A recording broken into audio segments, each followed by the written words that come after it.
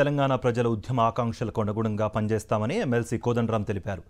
నిరంకుశ పాలనను అంతం చేయడానికి ప్రజలంతా కలిసి పోరాడారని గుర్తు చేశారు. ఇటు కార్పొరేషన్ల పదవులకు సంబంధించి కాంగ్రెస్ పార్టీతో చర్చిస్తామన్నారు. మంత్రివర్గంలో స్థానంపై ప్రభుత్వం నిర్ణయం తీసుకుంటుందంటున్న ఎమ్మెల్సీ కోదండరాంతో మా ప్రతినిధి రాకేష్ రెడ్డి మరింత సమాచారం అందిస్తారు. మనతో మాట్లాడడానికి ఎమ్మెల్సీ కోదండరాం ఉన్నారు. సార్ చెప్పండి, దాదాపు 6-7 నెలల స్ట్రగుల్ తర్వాత ఎమ్మెల్సీ అయ్యారు.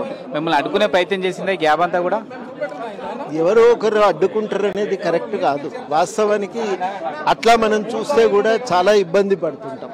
ఈడ చాలా కీలకమైందంటే ఒక ఘర్షణ అనేది రాష్ట్ర రాజకీయాలు తెలంగాణ ఏర్పడినప్పటి నుంచి కొనసాగుతున్నాయి.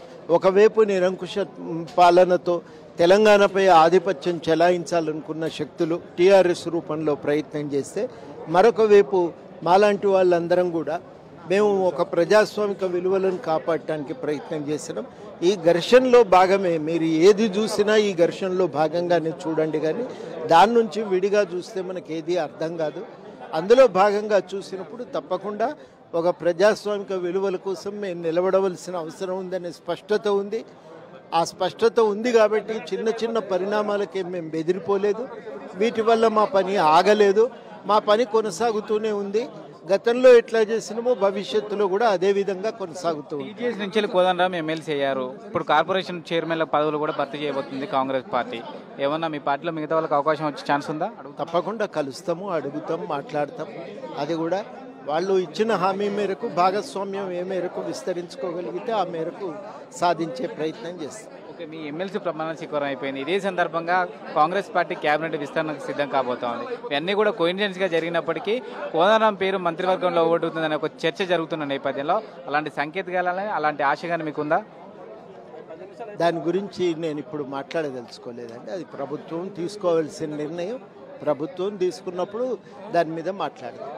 మీ ఎమ్మెల్సీ ప్రమాణ స్వీకారం సందర్భంగా బీఆర్ఎస్ ఒక విమర్శ చేస్తూ ఉంది.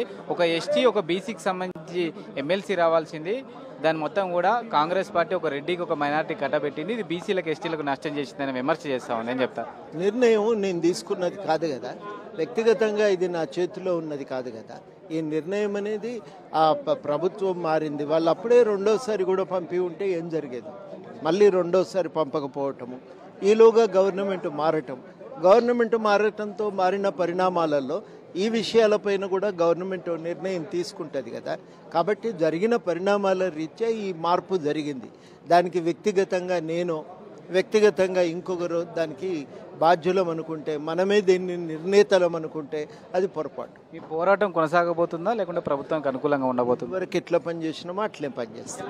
ప్రస్తుతానికైతే ఇక నుంచి కూడా ప్రజా సమస్యల పోరాటం దిశగా తన ప్రయత్నం ఉంటుంది.